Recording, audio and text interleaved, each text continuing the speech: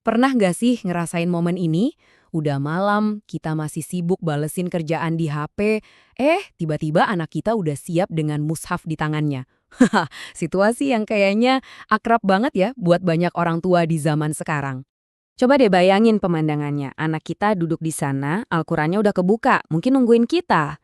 Tapi jujur aja, seringnya kan itu terjadi setelah kita ingetin berkali-kali ya kan? Dan kita, pikiran kita tuh masih kebagi antara nemenin mereka sama notifikasi yang ya ampun gak berhenti-berhenti muncul di layar HP.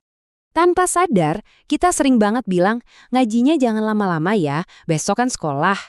Kalimat ini niatnya sih baik, tapi sebenarnya ini ngirim pesan tersembunyi ke anak kita.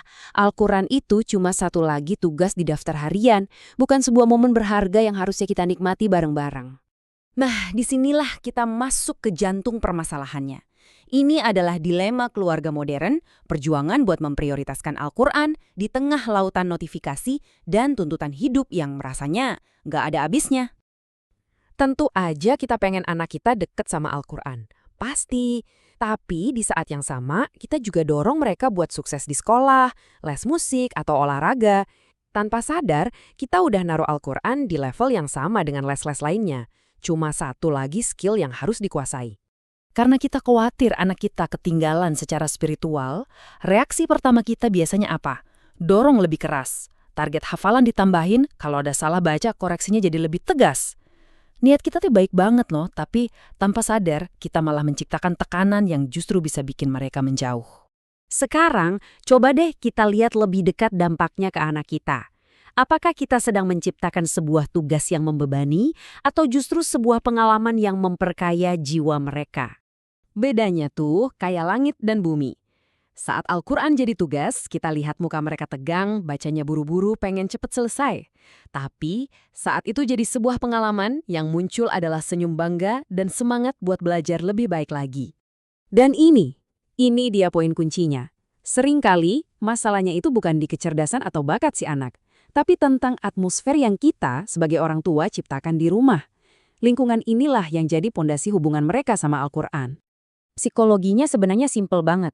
Anak-anak itu mengasosiasikan perasaan yang mereka alami saat melakukan sesuatu dengan aktivitas itu sendiri. Jadi, kalau setiap kali buka mushaf rasanya tegang, ya Al-Quran akan selamanya diingat sebagai sumber ketegangan. Jadi, gimana dong cara memperbaikinya? Nah, kuncinya itu bukan pada apa yang harus dilakukan, tapi pada bagaimana kita melihatnya.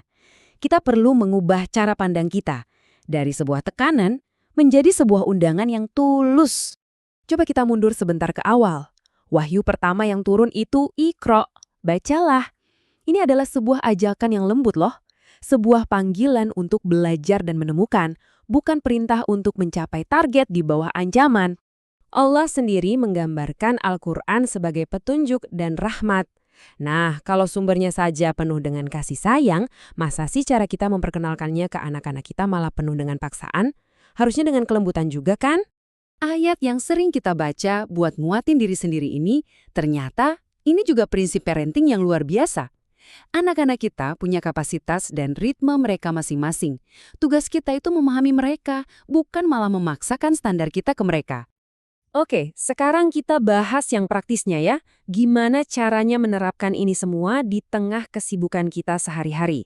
Tenang, ini dia 4 langkah sederhana untuk membangun hubungan yang tulus, bukan cuma sekedar melatih keterampilan. 4 langkah ini kedengarannya simpel, tapi percaya deh, kalau kita terapkan secara konsisten, dampaknya bisa mengubah atmosfer di rumah kita secara total. Yuk kita bedah satu persatu. Perubahan ini dimulai dari pertanyaan kita, daripada nanya, udah dapat berapa halaman, coba deh ganti pertanyaannya jadi, dari yang dibaca tadi, ada bagian yang kamu suka banget nggak? Ini langsung mengubah fokus dari target ke pengalaman pribadi mereka. Ini mungkin yang paling penting buat kita yang sibuk. 15 menit kehadiran penuh, benar-benar fokus, HP disingkirin dulu.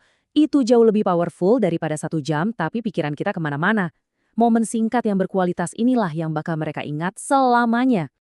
Waktu anak bikin kesalahan pas lagi baca, cara kita mengoreksinya itu penting banget. Tentu, koreksi itu perlu, tapi lakukan dengan cara yang menjaga harga dirinya. Ingat, tujuan kita itu membangun hati yang berani dan cinta sama Al-Quran, bukan kesempurnaan instan. Langkah terakhir adalah membawa Al-Quran keluar dari sesi mengaji. Kaitkan pelajarannya dengan kehidupan nyata. Pas mereka lagi berbagi mainan, kita bisa ingatkan tentang indahnya sedekah. Pas mereka lagi marah, kita ceritakan tentang kesabaran para nabi. Jadikan Al-Quran sebagai kompas hidup mereka sehari-hari. Pada akhirnya, ini semua bukan soal berapa banyak juz yang dihafal anak kita waktu dia kecil. Sama sekali bukan. Ini tentang warisan jangka panjang yang kita tanamkan di dalam hatinya.